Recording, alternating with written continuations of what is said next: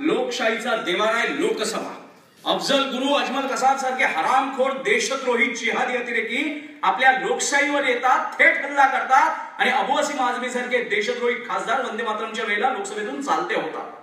ही देशाची दुर्दैवी अवस्था आहे आणि ती दुर्दैवी अवस्था परिवर्तन करण्याची 1947 साली जी संधी भारतीय देशभक्तांना आली होती, सुदैवाने तुमच्या पिढीच्या आज तीच पुन्हा तशीच क्रांतिकारी डायनामिक चमत्कारिक संधी तुमच्या पदरात पडली आहे की देशद्रोह्यांच्या पिछवाड्यावर लात मारून राष्ट्र वाचवण्याची सुवर्ण संधी 2014च्या लोकसभेला तुम्हाला मिळणार आहे.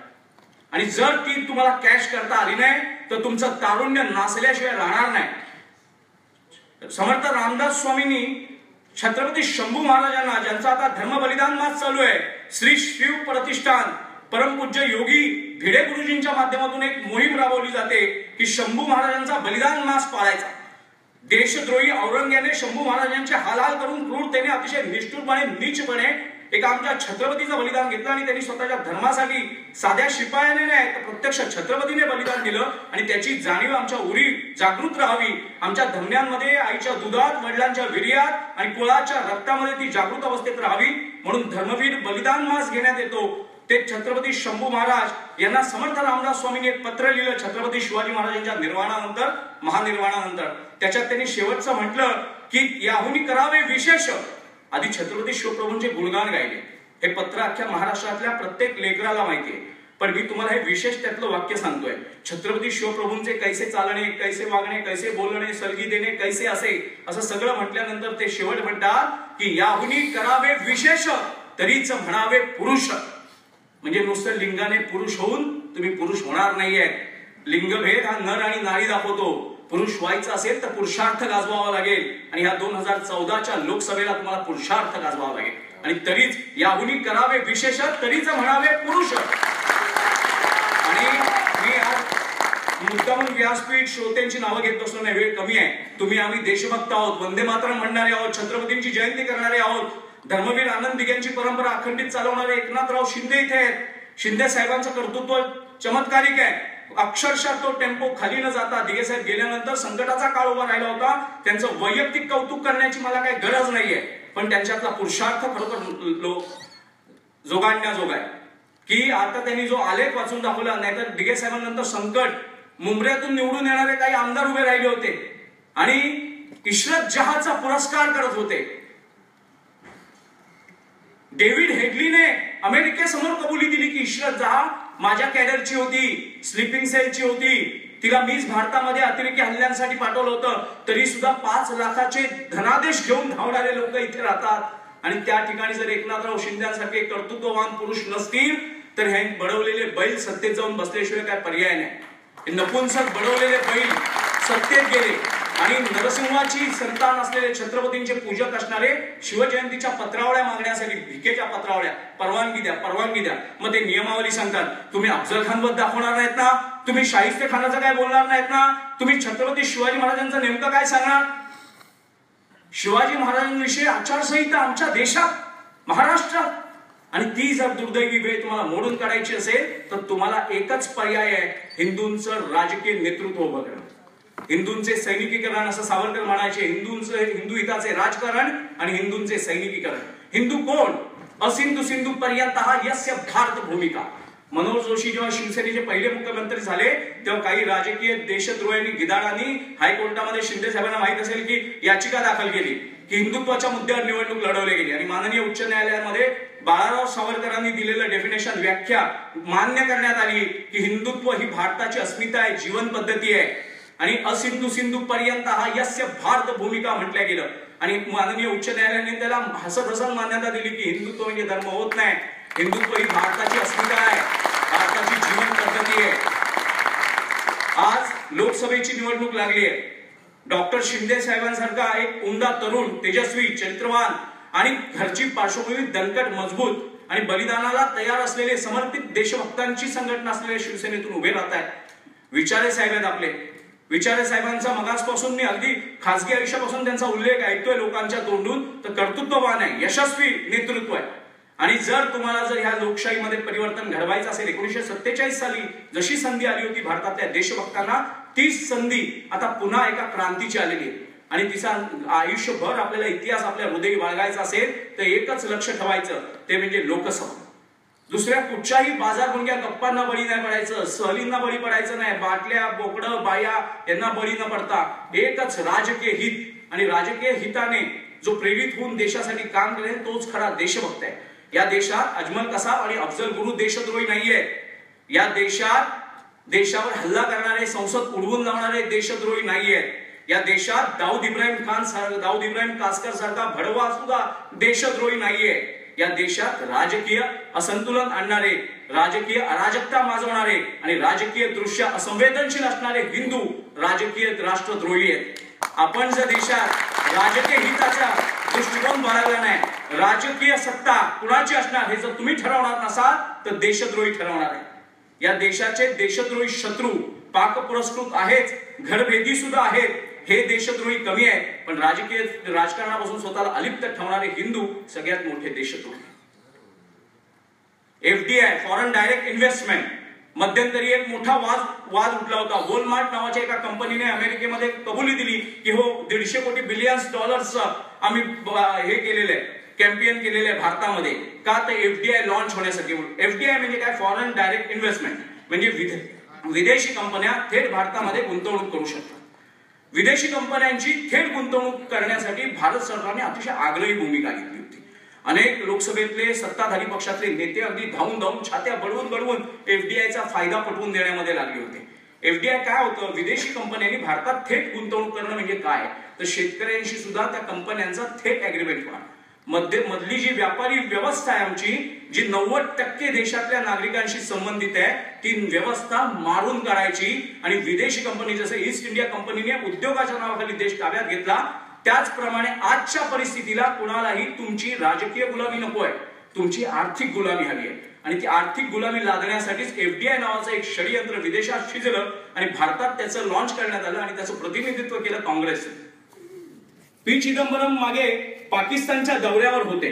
पाकिस्तानमध्ये गोलमेज परिषद होती आणि त्यावेळेला पाकिस्तानने 2005 साली सार्क परिषद झाली भारतामध्ये, तेव्हा परवेज मुशर्रफ पाकिस्तानचा हुकुमशहा होता, तो भारतात आला होता आणि त्याच्या विमानावर तिरंगा उलटा लावण्यात आला होता. एक देशाचा प्रमुख दुसऱ्या देशात जात असेल तर स्वतःच्या देशाचा आणि जात असलेल्या देशाचा राष्ट्रध्वज सन्मानपूर्वक आपल्या सगळ्या ठिकाणी ठेवणं हा एक प्रोटोकॉल आहे, शिष्टाचार आहे. पण परवेज मुशर्रफ जेव्हा भारतात आला होता तेव्हा त्याच्या राष्ट्राध्यक्षाच्या विमानावरचा तिरंगा भारताचा उलटा होता, हिरवा झेंडा वरती आणि भगवा रंग खाली. त्यानंतर निषेध झाला, 2.5 तास त्याला विमानात बसवून ठेवण्यात आलं आणि नंतर तो झेंडा सुधारण्यात आला आणि नंतर पुन्हा त्याला खाली उतरवण्यात आलं. त्यानंतर पी चिदंबरम आता मागे गृहमंत्री असताना पी चिदंबरम पाकिस्तानच्या दौऱ्यावर होते आणि पाकिस्तानच्या दौऱ्यावर असताना पी चिदंबरमच्या टेबलावर, त्या गोलमेजच्या परिषदेच्या टेबलावर पुन्हा तिरंगा पाकिस्तानमध्ये मुद्दामहून उलटा लावण्यात आला. पाकिस्तानातले जिहादी अतिरेकी खूप भोळे भाबडे नाही आहेत, अतिशय क्रूर आहेत, नीच आहेत आणि धूर्त सुद्धा आहेत. त्यांनी जाणून बुजून तो तिरंगा उलटा लावण्यात आला. भगवा झेंडा खाली आणि हिरवा झेंडा पुन्हा वरती, हिरवा रंग पुन्हा वरती. आणि पी चिदंबरमने ते बघितलं नाही. आमच्या कधी नाही ते शहाणपण सुचलेल्या आमच्या वृत्तवाहिन्या, इलेक्ट्रॉनिक मीडियाने ते बघितलं आणि भारतातल्या सगळ्या वृत्तवाहिन्यांनी कांगावा चालू केला की हा राष्ट्रद्रोह आहे. आपला भारताचा राष्ट्रध्वज तिरंगा पाकिस्तानने उलटा लावलाय. पाकिस्तान सारख्या एका देशाने आपली अस्मिता जपली तर आम्हाला काय हरकत नव्हती, असं त्यावेळेला वृत्तवाहिन्या म्हणत होत्या. पण भारताची अस्मिता पायदळी तुडवण्यात आलेली आहे, तिरंगा उलटा लावण्यात आलेला आहे. पाकिस्तानच्या कुठच्याही प्रवक्त्याने त्यावेळेला स्पष्टीकरण दिलं नाही, कारण त्यांचा हेतू स्पष्ट होता. जगाला त्यांना जो संकेत सोडायचा होता तोही स्पष्ट होता आणि त्यांनी तो केला होता. एकही प्रवक्ता, एकही त्यांचा अधिकारी, उच्च दर्जाचा उच्च पदस्थ अधिकारी, मंत्री, विद्यमान खासदार, त्या लोकसभेमधले कुठचे प्रतिनिधी पुढे येऊन स्पष्टीकरण द्यायला तयार नव्हते. पण त्यावेळेला हातगाईवर आलेले पी चिदंबरम पुढे येऊन म्हटले की भारतातल्या इलेक्ट्रॉनिक मीडियाने उतावळं पण कमी करावं, ती एक टेक्निकल चूक आहे, वो टेक्निकल गलती है. पी चिदंबरम जर पाकिस्तानमध्ये लुंगी न नेसता गेले असते तर टेक्निकल चूक होती, पण तिरंगा उलटा लावला ही टेक्निकल चूक नव्हती, हा देशद्रोह होता. जर खरोच एखादा चांगला हाडाचा छत्रपती शिवप्रभूंना मानणारा शिंदे साहेबांसारखा जर एखादा शिवभक्त त्या ठिकाणी असता तर त्या प्रवक्त्याचा, त्या गोलमेज परिषदेत असलेल्या उपस्थित असलेल्या नगरीचा ढोल घेतला असता, त्यांच्या तिकडे 302 चालली असती. पण हे बाजार मुलगे बडवलेले बैल, बडवलेला बैल या शब्दाचा अर्थ तुम्हाला कळतो का? शेतात जेव्हा बैल वापरायचा असतो, अवताला जुंपायचा असतो, तेव्हा त्याला नपुंसक करतो शेतकरी, की त्याच्या समोर येऊन राखी सावंत नाचली तरी काय फरक पडणार नाही. त्या नपुंसक केलेल्या बैलाला बडवलेला बैल म्हणतात. आणि आज आमच्या लोकसभेत आणि विधानसभेत बडवलेले बैल सत्तेवर बसले आहेत. आणि आमच्या मूर्खपणामुळे, आमच्या चुकांमुळे, आमच्या राजकीय दृष्टिकोनाच्या अभावामुळे आज नपुंसक लोक सत्तेत आहेत आणि देशभक्त रस्त्यावर आहेत. आज आसाराम बापूंसारख्या संतांवर खोटे आरोप दाखल केले जातात. आसाराम बापू जोधपूरला, मुलगी जोधपूरला सांगते विनयभंग झाला, बलात्कार नाही, विनयभंग. वास्तवात ते झालेलंच नाहीये. जोधपूरला गेहलोतचं काँग्रेसचं सरकार आहे. विनयभंग झाला जोधपूरला, मुलगी राहते उत्तर प्रदेशला आणि ती जाऊन तक्रार कुठे नोंदवते? दिल्लीला. ही सगळी विसंगती आहे. जर तुझ्यावर विनयभंग झाला होता, जोधपूरलाच तक्रार नोंदवायला पाहिजे होती. फार पडतं तुझ्या राहत्या घरी म्हणजे उत्तर प्रदेशला नोंदवायला पाहिजे होती. पण दिल्लीला नोंदवण्यामागचं कारण असं आहे की उद्या नरेंद्र मोदींची सत्ता येणार आहे आणि 100% आपल्याला बिळातून काढून काढून बडवलं जाईल. आणि जर ह्या आसाराम बापूंसारख्या, रामदेव बाबांसारख्या संतांना, सनातन संस्थेसारख्या धर्मकार्य करणाऱ्या संस्थांना बदनाम करून त्यांच्यावर लवकरात लवकर बंदी आणून त्यांचं कार्याला अडवणूक करायची, छल करायचा, देशभक्ती पेटवणारी, राष्ट्राभिमान पेटवणारी, या देशाचा धर्म जागृत करणारी, या देशाचा पुरुषार्थ जागृत करणारी कुठची यंत्रणा या देशात सक्रिय राहू द्यायची नाही.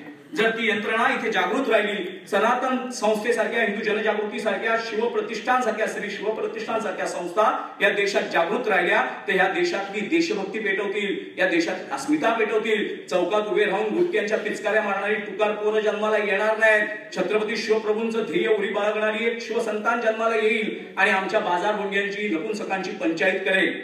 म्हणून काय करायचं तर धर्माभिमान, राष्ट्राभिमान जागवणाऱ्या प्रत्येक सत्ते संघटनेवर, प्रत्येक संतांवरती बदनामीचे आरोप करायचे, चरित्र हनन करायचं. मनमोहन सिंग, गुरु गोविंद सिंग कोण आहे? गुरु गोविंद सिंग विदेशातून येणाऱ्या अधर्मी सत्तेविरुद्ध लढलेला एक धर्मवीर आहे. 1.25 लाख से 1 लड़ाऊ तभी गोविंद सिंह नाम गाऊं, चिड़िया से मैं बाज मराऊं, 1.25 लाख से 1 लड़ाऊ तभी गोविंद सिंह नाम गाऊं. चिमणीकडून मी वाघ मारून घेईन, चिमणीकडून मी ससाणा मारून घेईन, मांजरीकडून मी वाघ मारून घेईन आणि एकाशी मी 1.25 लाख लढवून दाखवीन, तेव्हा स्वतःला गोविंद सिंग म्हणेन, असं म्हणणारे गुरु गोविंद सिंग. छत्रपती शिवप्रभूंची दुसरी आवृत्ती. आणि त्यांचं प्रतिनिधित्व, त्या जातीचं प्रतिनिधित्व करणारा हा मनमोहन सिंग सत्तेत बसलाय. कधीच पंजाब मधून लोकसभेवर निवडून आणला नाही. मागच्या रस्त्याने राज्यसभेत, ते पण आसामच्या सीटमधून राज्यसभेवर निवडून येतात कोण? पक्ष पुरस्कृत लोक. आणि पक्ष पुरस्कृत लोक म्हणजे पक्षाच्या प्रमुखांशी एकनिष्ठ असणारे. आणि काँग्रेसमध्ये राज्यसभेवर तेच जातात जे सोनिया गांधींची साडी चांगल्या प्रकारे धुवून देतात. त्याच्या पलीकडे तुम्हाला इंग्लिश, मॅडम निघाली का? नाही निघाली, एरियल नेतू. मॅडम निघाली का? नाही निघाली, सर्फ नेतू. रीन संपलं, सर्फ संपलं, निर्मा संपला, तर आणू काय? अशी पंचायत. आणि ती लोक राज्यसभेत जातात. आणि हा मनमोहन सिंग, हा गुरु गोविंद सिंगांचा शीख असूच शकत नाही. सोनिया गांधीची साडी पगडी म्हणून नेसणारा आणि स्वतःची पगडी सोनिया गांधीला साडी म्हणून देणारा हा बाजार मुलगा राज्यसभेतला खासदार, आमचा पंतप्रधान राज्यसभेतला खासदार. आज आमचे एकनाथराव शिंदे झाले, राजन विचारे साहेब झाले, आमचे मीरा भाईंदरचे, अगदी माझे मीरा भाईंदरचे कार्यकर्ते अतिशय कौतुकाने 1 रुपयाची कधी मागणी न करता त्यांच्या मागे ठाम उभे असतात. ते म्हणजे आमचे प्रतापराव सरनाईक साहेब. बरोबर की अशी कर्तृत्ववान, चरित्रवान आणि मराठ मातीतील छत्रपती शिवप्रभूंचा वारसा उरी बाळगणारी लोक नेतृत्व करतायत. हे आपलं संकट दूर असल्याचं चिन्ह आहे. पण आता संकट 2014 उंबरठ्यावर उभं आहे.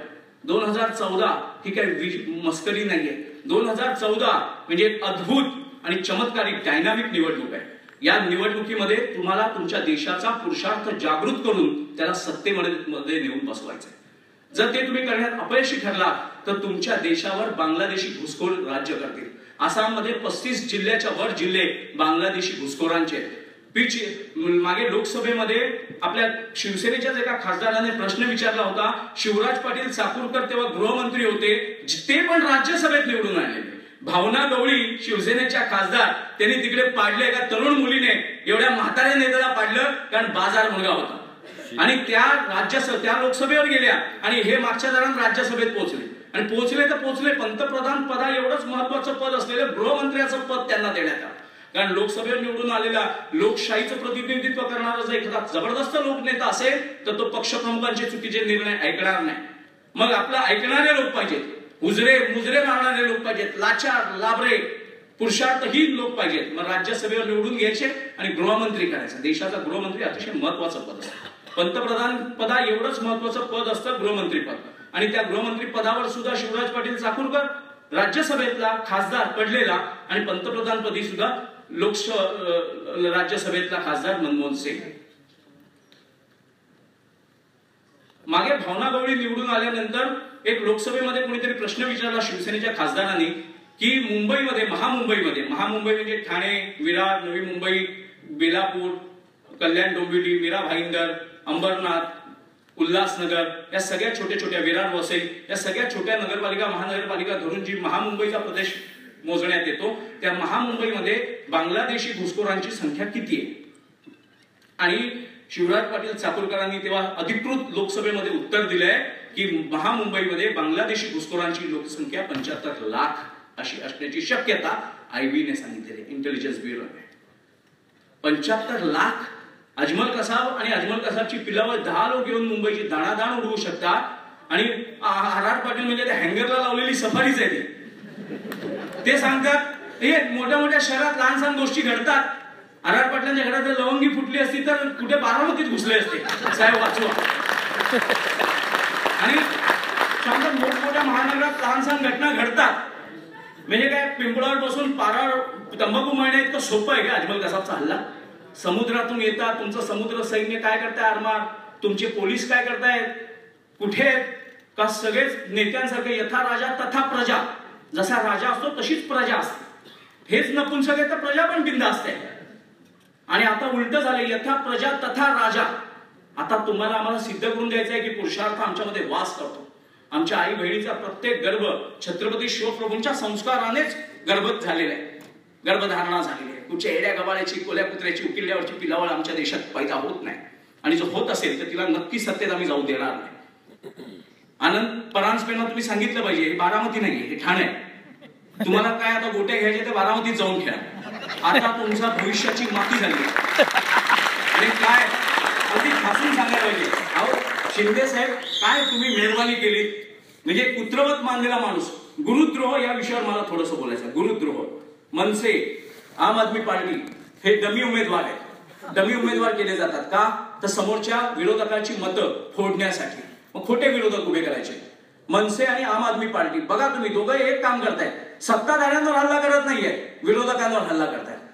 आम आदमी पार्टी तो केजरीवाल, बाजार मुलगा, अण्णा हजारेंचा चुकलेला नेम म्हणजे केजरीवाल. अण्णा हजारेंनी आयुष्यात सगळ्यात मोठी चूक काय केली असेल तर केजरीवाल सारख्या बाजार मुलग्याला त्यांनी नको त्या पदावर नेऊन ठेवला. अण्णा हजारेंना महाराष्ट्रात कोण मिळालं नाही बिचाऱ्यांना. ते तिकडे गेले दिल्लीत.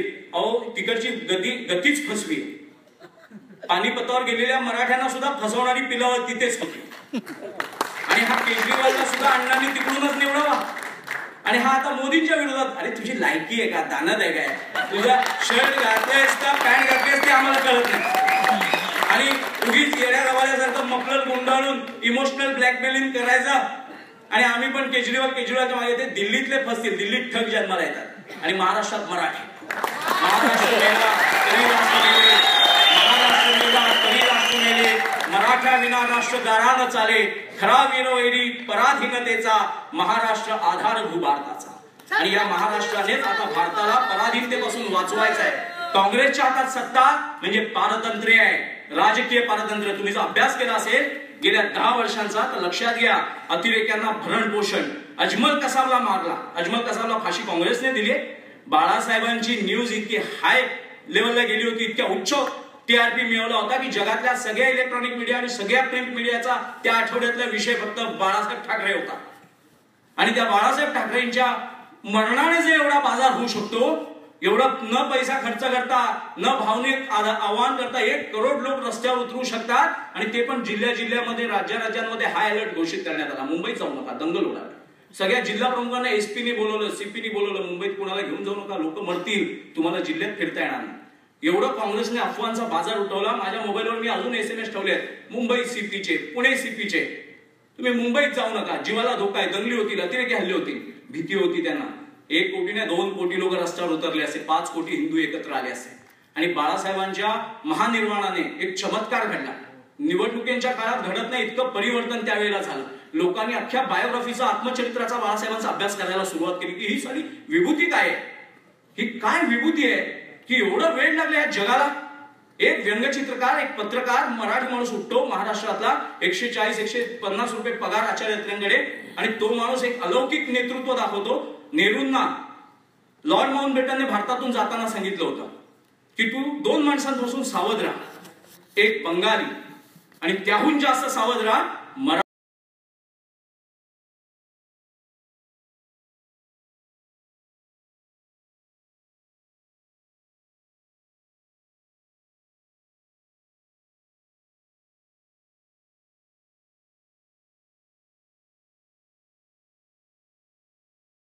जंगली भाग होता, एकदम केरळ शांतता होती, पूर्ण नक्षलवादी भाग होता. पण शिवाजी महाराज जसं की आपण कोणाच्या बापाला भीत नाही. आणि मग उतरलो आणि मग मी जाऊन तिकडे थोडंसं अंतरावरती चौकात काही वयोवृद्ध माणसं बसली होती, सुशिक्षित होती, छान हुशार अशी त्या भागातली ग्रामीण. आणि त्यांना मी विचारलं, काकाजी नमस्कार. ते हाँ नमस्कार, बोलिए. मैं महाराष्ट्र से हूँ, यहाँ कोई मराठी मंडल है क्या? ते बोले ये झारखंड है, यहाँ मराठी मंडल की कौन सी नौबत आ चुकी, मराठी मंडल यहाँ कैसे होगा? कारण मला काय वाटलं, भोपाळमध्ये मराठी गेले तिथे मराठी मंडळ आहे, झाशीमध्ये गेले तिथे मराठी मंडळ आहे, ग्वाल्हेरमध्ये शिंदे साहेबांचे वंशज पूर्वज एकनाथ शिंदे साहेब आहेत, महाजी शिंदे, जनकोजी शिंदे, दत्ताजी शिंदे, पानिपत गाजवणारे शिंदे कुटुंबाचा बाले किल्ला ग्वाल्हेर. आताचे शिंदे बाजार बोंगे झालेत तिकडचे, ते नावाला सिंधिया लावून घेतात, शिंदे पण लावत नाही, सिंधिया. कारण इंग्रज बोलतात ना, शिंद्यांचा अपभ्रंश सिंधिया आहे, मग ते सिंधिया. रवींद्रनाथ ठाकूर आहे, त्यांना इंग्रज टागोर बोलायचे की हे पण टागोर. अपभ्रंश आम्हाला आवडतो. मी बाहेर आल्यानंतर मी त्यांना विचारलं, ये बोले यहाँ मराठी आदमी की क्या कैसे हो सकता है मराठी आदमी, तो झारखंड आहे. मला वाटलं ग्वाल्हेरला आहे, बडोद्यात आहे, झांसीला आहे, भोपाळला आहे, धारला आहे, दिल्लीला आहे, इथे पण असतील. ते बोले नहीं यहाँ एक भी मराठी आदमी नहीं है, मगर आप ऐसा क्यों पूछ रहे? मी सांगितलं क्योंकि मैंने छत्रपति शिवाजी महाराज की प्रतिमा देखी है. तो बोले छत्रपति शिवाजी महाराज की प्रतिमा और मराठी आदमी का क्या वास्ता, वो तो हिंदुओं का नेता है. देशाचं नेतृत्व आहे. अरे मी हात जोडले, मी खरोखर हात जोडले. म्हणजे देश मराठी माणसाला, मराठ्याला, विचारे साहेबांना, शिंदे साहेबांना कुठच्या दृष्टीने बघतो की मराठी ना, मग ही देशाची संपत्ती आहे, ही महाराष्ट्राची नाही. महाराष्ट्र मेला तरी राष्ट्र मेले. सेनापती बापटांनी म्हणले, महाराष्ट्र मेला तर राष्ट्र मेले, मराठ्या विना राष्ट्र गाडा न चाले. आणि खरा वीर वैरी पराधीनतेचा, पराधीनता म्हणजे पारतंत्र्याचा, महाराष्ट्र आधारभूत भारताचा. आणि आज जी राजकीय पराधीनता आमच्यावर आलेली आहे, व्हॅटिकन सिटीचा पोप आमच्यावर राज्य करतोय सोनिया गांधीच्या माध्यमातून, ते जर उखडून फेकायचं असेल तर राजन विचारे साहेबांना आणि डॉक्टर शिंदे यांना प्रचंड बहुमताने निवडून दिल्याशिवाय आमच्याकडे दुसरा कुठचा पर्यायच नाही. आणि मी कुठचे एक छदाम गमडी घेऊन सुद्धा बोलत नाही कोणाकडे, मी कुठचं मानधन घेत नाही, काय नाही, स्वतःच्या खर्चाने जातो, देशात हिंदुत्व करतो. देशातले 100 कोटी हिंदू एक झाले पाहिजे, जात भाषा प्रांत वर्ण मोडून अजमल कसाब अफजल गुरुचे समर्थक इथे मारता आले पाहिजे, ठेचता आले पाहिजे, पडवता आले पाहिजे, प्रतापगडाच्या पायथ्याशी त्यांना गाडता आलं पाहिजे. म्हणून एकच पर्याय आहे, 2014ची निवडणूक. अतिशय उत्तम मार्ग आहे. तुम्ही रेल्वेतून जात असताना कुठच्या वेळेला काय होईल काय सांगता येत नाही. रेल्वेत बॉम्बस्फोट झाले, मीरा भाईंदरचा एक अतिरेकी तौकीर नावाचा फरार झाला. तौकीरने मुंबई रेल्वेत बॉम्बस्फोट केले, पार्ल्याला झाला, बोरिवलीला झाला, मुलुंडला झाला, अशा अनेक ठिकाणी झाले, दादरला झाले. आणि त्या तौकीरचा शोध घेता घेता पोलीस थकले, एटीएस वाले. मग दिल्ली पोलिसांना एक बातमी मिळाली की बाटला हाऊस मध्ये हा तौकीर लपलाय, दिल्ली एटीएसला. मोहनचंद शर्मा नावाचे पराक्रमी पोलीस अधिकारी त्यावेळेला तिकडे ड्युटीवर होते, कर्तव्यावर होते. आणि त्यांनी काय केलं, ताबडतोब सापळा रचून की भयंकर चकमक होणार याची साधारण त्यांना कल्पना होती. कारण मुंबईत बॉम्बस्फोट करणारे इंडियन मुजाहिदीनचे अतिरेकी होते, दाऊदचे हस्तक होते आणि ISIचे एजंट होते. आणि अशा लोकांकडे अत्याधुनिक शस्त्रास्त्र आलेली आहे. आणि त्यांच्याकडे अत्याधुनिक शस्त्रास्त्र आल्या कारणानं आमच्याकडची शस्त्रास्त्र तोकडी आहेत, आम्हाला सरकारने दिलेले अधिकार सुद्धा तोकडे आहेत. पण जायचं, देशद्रोह्यांना मारायचं, मुंबईतल्या विधवा झालेल्या आया बहिणींचा बदला घ्यायचा, अनाथ झालेल्या लेकरांचा सूड घ्यायचा, या भावनेने दिल्लीतल्या प्रामाणिक पराक्रमी पोलिसांनी सापळा रचला. आणि त्या ठिकाणाचं नाव आहे बाटला हाऊस. तो बाटला हाऊस एन्काउंटर खूप गाजला. स्वतः मोहनचंद शर्मा त्याच्यात हुतात्मा झाले, आपल्या सगळ्यांना तो माहित असेल. त्यानंतर बाटला हाऊस एन्काउंटरचा एक अतिरेकी देशद्रोही पकडून आणला नेपाळमधून दिल्ली पोलिसांनी. दिल्ली एटीएसने नेपाळमधून त्या तौकीरचे साथीदार पकडण्यात आले. तौकीर काय तेव्हा सापडला नाही, पण तौकीरचे अतिरेकी साथीदार पकडल्यानंतर दिल्ली एटीएसने अतिशय विश्वसनीय चौकशी केल्यानंतर त्यांना ही माहिती मिळाली. त्यांना विचारण्यात आलं की तुम्ही मुंबईत हल्ला केलात, नंतर दिल्लीत येऊन थांबलात आणि अनेकदा देशात फिरायचा, त्याला खाजगी गाड्या कराव्या लागतात, फ्लॅट घ्यावे लागतात, पंचतारांकित हॉटेलमध्ये थांबावं लागतं, तुमच्याकडे एवढा प्रचंड पैसा येतो कुठून? तेव्हा त्या अतिरेक्यांच्या माहितीमध्ये अशी भयंकर माहिती उघडी झाली की त्यांनी सांगितलं की अबू असीम आझमी हा जो मुंबईत खासदार आहे, आमदार आहे, त्या आमदाराने आम्हाला फंडिंग करतो, तो आमदार आम्हाला फंडिंग करतो. मागे कुर्ला टर्मिनल्सवर काश्मीरी अतिरेकी पकडण्यात आले. काश्मीरी अतिरेकी, त्यांच्याकडे प्रफुल्ल भोसले नावाच्या कुर्ला एटीएसच्या मुख्य अधिकाऱ्याने ते पकडले आणि प्रफुल्ल भोसलेने ते पकडल्यानंतर त्यांची प्रचंड चौकशी झाल्यानंतर अतिशय भयानक चौकशीमध्ये सत्य उघडं आलं की मुंबईतल्या हज हाऊस मध्ये 5व्या माळ्यावर गुलाम याया बक्ष नावाचा एक मौलवी आहे, तो नमाज शिकवण्याचं काम करतो. तो आम्हाला दर 6 महिन्यांनी मुंबईतून 2 कोटी 3 कोटी 5 कोटी रुपये मुंबईकर जिहादियांकडून मुंबईतल्या काश्मीरी अलगाववाद्यांच्या समर्थनार्थ उभे करून देतो. माय नेम इज खान नावाचा एक शाहरुख खानचा पिक्चर आला. मी हे सगळं ओझरतं बोलणार आहे कारण तुम्ही सगळे नेतृत्व करणारे त्या ठिकाणचे जबरदस्त असे गुणवान संपन्न कार्यकर्ते आहात. तुमच्यासमोर अगदी विस्ताराने बोलणार नाहीये, पण लोकसभेच्या तयारीत कशी असावी, लोकसभेत तुमचे मुद्दे कसे असले पाहिजे, घराघरात, गल्ली गल्लीत, इमारतींमध्ये, गल्ली बोळांमध्ये, चाळींमध्ये तुम्ही काय बोललं पाहिजे, हे तुमच्या मुद्दे ओझरते लक्षात यावेत म्हणून मी ओझरतो तुम्हाला सांगतोय. की ते पकडल्या गेल्यानंतर त्या अतिरेक्याने सांगितलं की गुलाम याया बक्ष नावाचा मौलवी आम्हाला मुंबईतून दर 4-6 महिन्याने 2-2 कोटी 5-5 कोटी रुपये निधी जमा करून देतो. मुंबई माय नेम इज खानचा चित्रपट जेव्हा आला त्यावेळेला वाद काय झाला होता की शाहरुख खानला हिंदू हृदय सम्राट माननीय बाळासाहेब ठाकरेंनी काय सांगितलं होतं की पाकिस्तानी खेळाडू कुणी आयपीएल मध्ये घ्यायचा नाही. आयपीएलच्या ज्या टीम नियुक्त करण्यात आल्या होत्या त्याच्यात पाकिस्तानवर बहिष्कार करा, हा देशद्रोह्यांचा देश आहे, आमच्या भारत मातेचे लक्तर तोडून लचका तोडून देशद्रोह्यांनी हरामखोरांनी या भारत मातेचं जे खंडन केलं, त्या विघटनातून निर्माण झालेली भारत मातेची एक जखम आहे, ओली जखम आहे, ती म्हणजे पाकिस्तान आहे. त्या पाकिस्तानवर पूर्ण बहिष्कार घालायचा, आर्थिक, सामाजिक, सांस्कृतिक, शैक्षणिक, खेळाचा सगळ्या बाबतीत त्या पाकिस्तानवर बहिष्कार घाला, त्यांच्यातला एकही खेळाडू आपल्यात घेऊ नका. हे बाळासाहेब ठाकरेंनी सांगितलं. हे अतिशय उच्च शिखराच्या देशभक्तीचं प्रतीक होतं. पण त्याला प्रत्युत्तर शाहरुख खानने काय दिलं की तो माझा वैयक्तिक प्रश्न आहे, तो तुझा वैयक्तिक प्रश्न आहे, बरोबर आहे. त्यानंतर त्याने दुसरं उत्तर दिलं त्याला जोडून की पाकिस्तान सारखा देश आपल्या सगळ्यांना शेजारचं राष्ट्र म्हणून लाभलाय, हे आपलं भाग्य आहे. पाकिस्तान हा आपल्याला शेजारचं राष्ट्र म्हणून लाभला असेल तर शाहरुख खानचं ते भाग्य असेल, पण विचारे आणि शिंदेचं ते भाग्य नाही, दुर्भाग्य आहे. आणि ते दुर्भाग्य खोडून काढण्याचं सामर्थ्य फक्त भगव्या झेंड्यात आहे. सृष्टीला अंधारातून बाहेर काढण्याचं सामर्थ्य सूर्याच्या पहिल्या किरणात असतं. त्या सूर्याच्या पहिल्या किरणाचा रंग असतो केशरी आणि त्या केशरी रंगाच्या पहिल्या किरणाला आर्चिस म्हणतात. सृष्टीला अंधकारातून बाहेर काढण्याचं सामर्थ्य उगवत्या सूर्यामध्ये. सृष्टीतले सगळे रंग, सगळे व्यक्ती, विभूती, वल्ली ते जेव्हा दर्शन होतं ते सूर्योदयानंतर आणि उगवत्या सूर्याचा रंग भगवा असतो. आणि तो सृष्टीला अंधकारातून बाहेर काढण्याचं शपथ घेतलेल्या आमच्या साधू संतांचा ध्वज भगवा ध्वज आहे. या देशाला, जगाला आम्ही अंधकारातून बाहेर काढू म्हणून या देशाचं नेतृत्व कुणी केलं तर भगव्या झेंड्याने केलं. छत्रपती शिवप्रभूंनी भगवान रामाने कुठचा ध्वज घेतला तर भगवा ध्वज घेतला. कारण आम्ही अंधकारातून, अज्ञानातून बाहेर काढू, अनीती होऊन देणार नाही, नीतीकडे जाऊ, अन्याय होऊन देणार नाही, न्यायाचं साम्राज्य निर्माण करू. आणि तो भगवा ध्वजच आपला राष्ट्रध्वज आहे. आणि त्या ध्वजाच्या अनुषंगानेच तुम्ही लोकसभेमध्ये उतरलं पाहिजे, लोकशाही निवडणुका लढवल्या पाहिजेत. अजून एक सांगतो की ह्या 10 वर्षातली यांची पापक आहे. 2G स्पेक्ट्रमचा शिंदे साहेबांनी उल्लेख केला. 2G स्पेक्ट्रम घोटाळा बोलता बोलता त्यांनी हे सांगितलं की आकडे आम्हाला कळत नाही. आपल्यालाच काय शिंदे साहेब अतिशय उच्च दर्जाचे अर्थतज्ञ आहेत, त्यांनी केंद्र सरकारला लेखी निवेदन दिलंय की आता ह्या घोटाळ्याला इथेच थांबवा कारण आमचं गणित चुकायला लागलंय. 1,75,000 कोटीवर थांबा म्हटले, त्याच्या पुढे जाता येत नाही साहेब. म्हणजे अनिल अंबानी, मुकेश अंबानीची संपत्ती जरी एकत्र केली तर ती त्याच्यापेक्षा साधारण कमी निघेल की काय अशी शंका होते. 1,75,000 कोटी. भारतातल्या, महाराष्ट्रातल्या पाटबंधाऱ्यांचा खर्च, एक जमीन पिके ओल्याव्याखाली आली नाही, एक जमीन पिकाला पाणी मिळालं नाही एक थेंबर, त्याचा 75,000 कोटीचा पॅकेज. 1-2 हजार कोटी नाही, 1 कोटी नाही, 100 कोटी नाही, 50 कोटी नाही, 500 कोटी नाही, 75,000 कोटी.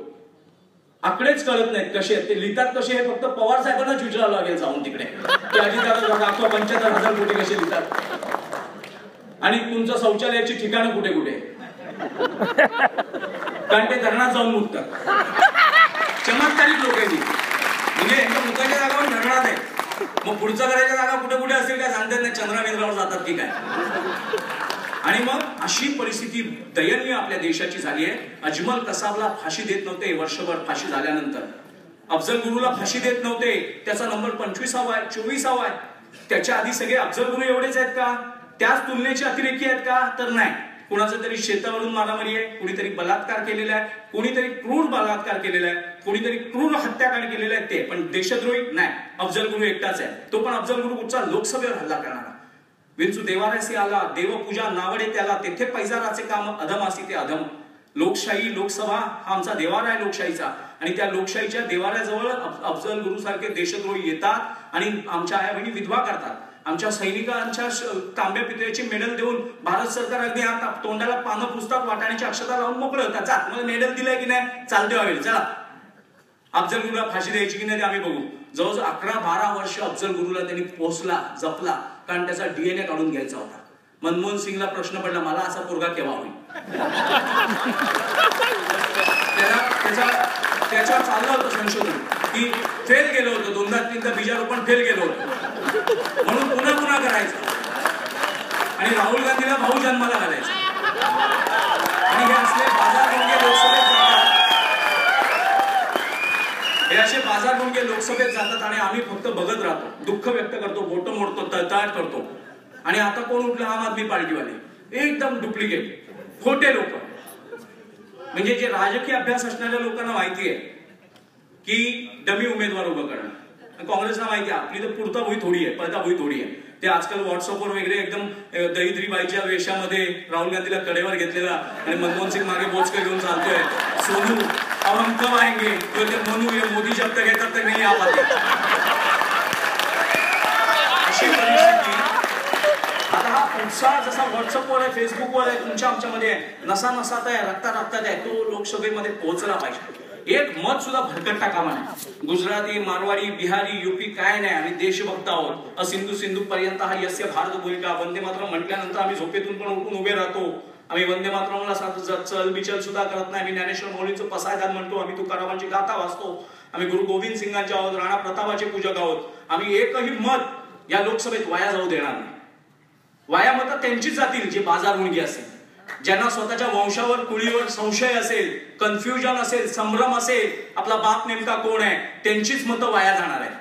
आणि ज्यांना ठाम विश्वास असेल की माझा बाप देशभक्त आहे, माझा वंश देशभक्त आहे, माझ्या पिढ्यानपिढ्या देशभक्ती आहे, माझ्या कुलाचा अभिमान आहे, स्वाभिमान आहे, आत्मसन्मान आहे, त्याचं एकही मत यावेळेस वाया जाणार नाही. भाषावाद करणाऱ्या नेत्यांना आपण सांगितलं पाहिजे, मुंबईत घुसलेल्या बांगलादेशींविषयी ते कधीच बोलत नाही. आजकाल नकली हृदय सम्राट जन्माला आले. आम्हाला एकच हृदय सम्राट माहित होता, कारण शरीराला एकच हृदय असतं, शरीराला एकच हृदय असतं.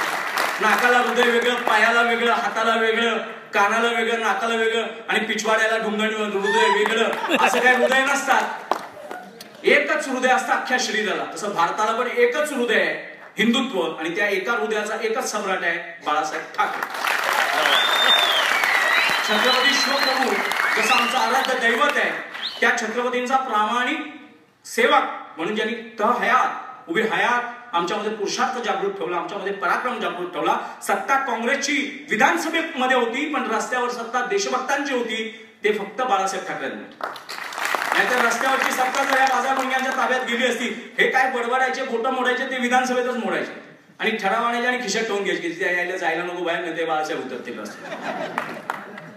मणिशंकर अय्यर नावाचा एक हरामखोर भडवा अंदमानला गेला आणि हिंदू हृदय सम्राट प्रथम शिवाजी महाराजांनंतर जी शृंखला चालत आली त्याच्यात बाळासाहेब पण बसतात. ते स्वातंत्र्यवीर सावरकर त्यांनी लिहिलं होतं की घेतले न व्रत हे आम्ही अंधतेने लब्ध प्रकाश इतिहास निसर्ग माने.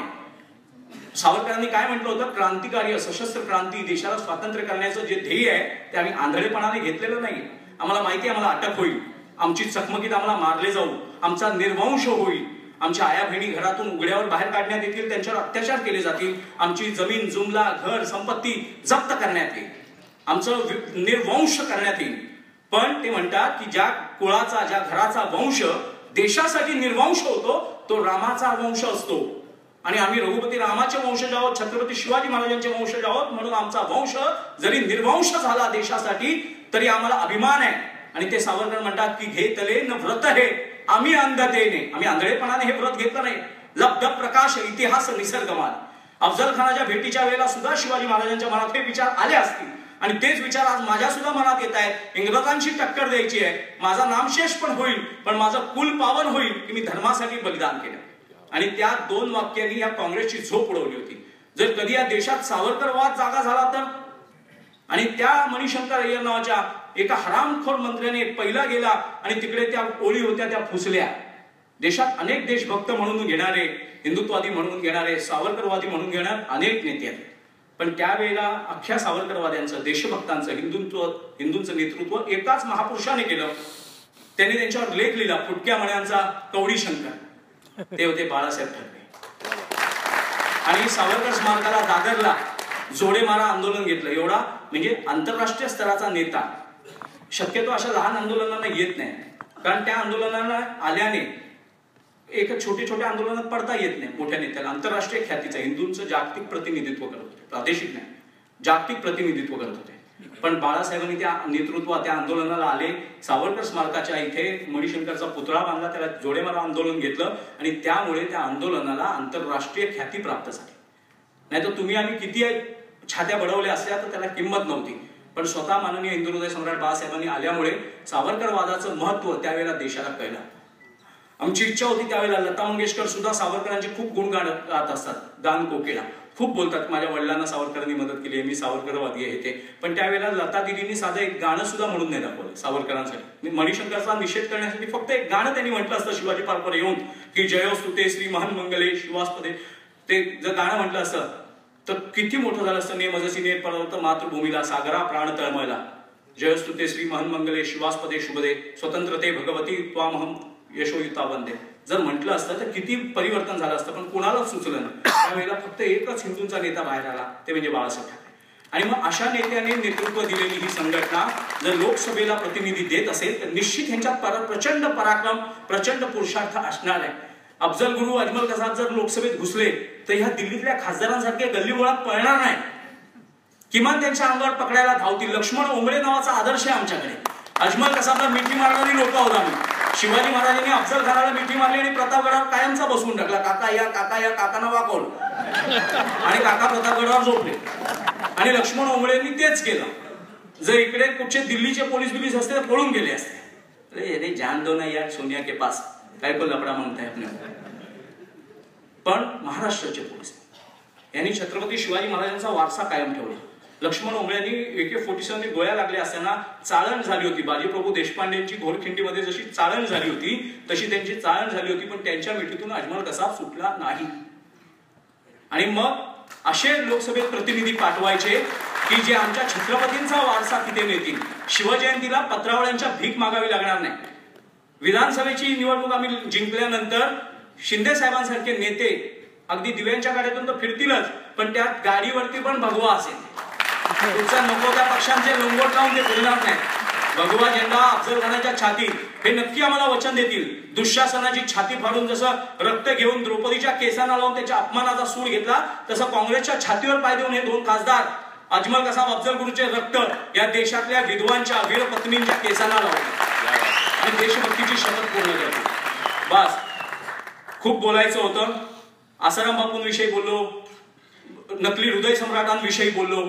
हे नकली हृदय सम्राट आहेत, हे हृदयाला आलेले ब्लॉकेजेस आहेत. हृदय सम्राट नाही, हृदय सम्राट असतो जो हृदयावर राज्य करतो. देश मारायला निघालेले प्रांतवादी, भाषावादी, देशद्रोही आहेत. आणि या देशद्रोह्यांना मतदान करणं म्हणजे काँग्रेसच्या देशद्रोही पिलावळीला मतदान करण्यासारखं आहे. त्याच्यामुळे आम आदमी बिदमी झूट आहे, मनसे झूट आहे. यावेळेला फक्त युती हेच एक सत्य आहे लोकसभेमध्ये. आणि ते सत्य, मी फक्त मतदार आहे, मी शिवसैनिक नाहीये, मी भाजपावाला नाहीये, मी एक देशभक्त मतदार आहे. आणि माझं मत ओल्या कुत्र्याच्या पडद्यात जाऊ नये, हिजड्यांच्या पडद्यात जाऊ नये, पराक्रमाच्याच पडद्यात जावं म्हणून मी चौकात सभा घेतोय. मी कुठच्याही आमदाराकडून, खासदाराकडून पाकिट घेत नाही. कुठच्या आमदार खासदारांना मला विनंत्या कराव्या लागत नाही. राजन विचारायचं माझ्याशी रात्री तुमचे लोक 2:30 वाजता बोलले आहेत.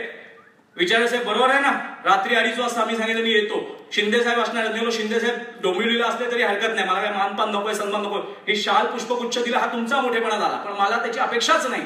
आमचे शाल पुष्पगुच्छ तेव्हाच मिळणार जेव्हा तुम्ही लोकसभेत पोहोचणार.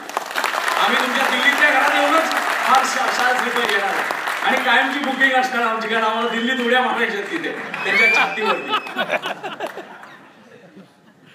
तुकाराम महाराज जगद्गुरु म्हणतात, मऊ मेणाहुनी आम्ही विष्णुदास, कठीण वज्रास ऐसे भेटू, सज्जनांसी देव गांडीची लंगोटी, नाथाळ्याच्या माती हाणू काठी. कासेची लंगोटी नाहीये, गाथांमध्ये गांडीची लंगोटी. आपण उगीच काहीतरी शब्द पॉलिश करतो. शुद्ध भाषा, अहो शुद्ध भाषा असण्यापेक्षा शुद्ध भावना असली पाहिजे. इथे भाषा खूप शुद्ध वापरतात. विधानसभेत आणि लोकसभेत असलेले मंत्री बोलतात की युतीच्या लोकांनी असभ्य भाषा वापरली. अरे वडव्यानो, तुम्ही असभ्यपणे ओढवताय देश, नको तेवढं लुटताय, ते असभ्य नाही. फक्त तुम्ही सभ्य बोलता म्हणून तुम्ही पॉलिश आहात. आणि हे रांगडे आहेत, कारण हे छत्रपतींना मानतात, तुझ्या आईला माझ्या आईला बोलतात, पण देशभक्ती करतात. तुमच्याकडे किंतु परंतु अहो अहो ऐका, असं बसा तसं बसा नाही हो, त्यांना जमत नाही. मगाशी यांनी सांगितलं ना की माझा शिवसैनिक शंड असला तर शंड नको, गुंड असला तर चालेल. बरोबर आहे, पुत्र व्हावा ऐसा गुंडा ज्याचा तिन्ही लोकी झेंडा. गुंडच पाहिजे, गुंड चालेल, गुंड चालेल, पण शंड चालणार नाही. बडवलेले बैल सत्तेत आहे. मुंबई अजमल कसा मला बोलता, लहान सहान घटना आहे. तासगावला बॉम्ब फुटला असता तर डोंगराखाली घाम सुटला असता. लहान सहान घटना. मुंबईत अजमल कसाबने, अमेरिकेने त्यांच्या लोकसभेत निषेध आणला, ठराव. अमेरिकेने लोकसभेमध्ये ठराव आणला निषेधाचा. इस्रायल जे अतिशय देशभक्त राष्ट्र आहे, 24 मुस्लिम देशामध्ये एकच गैर मुस्लिम राष्ट्र आहे, आणि त्या 24 मुस्लिम देशांना घाम फुटतोय. त्या इस्रायलने सांगितलं की भारत आमचा थोरला भाऊ आहे, भारताने फक्त सुरुवात करा, मी शेवट करून देतो. भारताच्या देशावर हल्ला मुंबईला लोकसभेत हे काय बोलत नाही की डिप्लोमॅसी. डिप्लोमॅसी तुमच्या आई बहिणीच्या घरात घेऊन गेले असते तर काय डिप्लोमॅसी म्हणत असतं?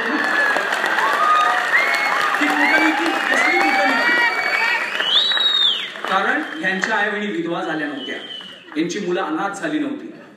नोकऱ्यांना जाणाऱ्या नवऱ्यांना, भावांना, मुलांना आया बहिणी पत्नी फोन करतात, औषध घेतलं का, रुमाल घेतला का, बॅग घेतली का, अमुक घेतलं का.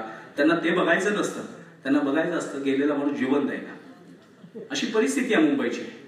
आणि त्या मुंबईला सर्वस्वी जबाबदार 2009ला झालेल्या निवडणुकीचे मतदार आहे. म्हणून 2014ला आपल्यावरचा कलंक आपल्याला पुसायचा असेल, देशभक्तीने मतदान करायचं असेल, आई बहिणीच्या गर्भाला कलंक लावू द्यायचा नसेल, बाजार मुलगे त्या गर्भातून उकिरड्यातून जन्माला येऊ द्यायचे नसेल, आईची गर्भ हा खाण आहे सोन्याची, हिऱ्या माणक्यांची, हे सिद्ध करायचं असेल मावळ्यांची, तर आपल्याला या 2014ला सत्तांतरण केल्याशिवाय गती नाही. क्षत्रियांना एक नियम सांगायचे पूर्वी वैदिक काळामध्ये की रणांगणातला पुरुषार्थ, रणांगणातला जय हाच तुला स्वर्गामध्ये मोक्ष देईल. त्याचा आपण जर थोडंसं बदल केला तर 2014ची निवडणूकच हिंदूंना मोक्ष देणार आहे. कारण मोक्ष ही स्टेज हिंदूंसाठी अतिशय महत्वाची. जन्म मृत्यूच्या फेऱ्यातून चुकवून मोक्षाच्या पदाला जाणे, भगवान दत्तात्रयांच्या पायाशी जाणे आणि अखंड आनंद स्थितीमध्ये प्राप्त होणे याला मोक्ष म्हणतात. की जन्म मृत्यूचा फेरा म्हणजे शिक्षा आहे. 84 लक्ष योनीतून कधी कुत्र्याच्या येतोय, कधी गाढवाच्या येतोय. ही सगळी लोकसभेतले सत्ताधारी गाढव कुत्र्या मांजराच्या डुकराच्याच पिलावळीला जाणार आहे. जन्म मृत्यूचा फेरा चुकवून मोक्षाच्या ह्याच्यावर जाणं, पातळीवर जाणं, मोक्षाच्या स्टेजला जाणं हे प्रत्येक हिंदूंचं लक्ष असतं आध्यात्मिक. आणि तुम्हाला जर तुमचं आध्यात्मिक लक्ष न साधना करता पूर्ण करायचं असेल तर तुमच्याकडे एकच साधना आहे, ती म्हणजे निवडणुकीची. आणि या निवडणुकीची उत्तम साधना जर तुम्ही साध्य केली तर तुम्हाला सहज मोक्ष मिळाल्याशिवाय राहणार नाही. मी पण थोडंफार अध्यात्म करतो म्हणून तुम्हाला हे अतिशय मोलाचं मार्गदर्शन करतो. आणि आज आपण या व्यासपीठावर मला तुम्ही सन्मान दिला. आज तुम्ही मला 2 शब्द ऐकून घेतलं. देशभक्तीचे जे काही विचार आहेत ते तुमच्या उरी तुम्ही बाळगले. आया बहिणींनी स्वतःच्या गर्भात ते जर बाळगले तर उत्तम संतती जन्माला येईल.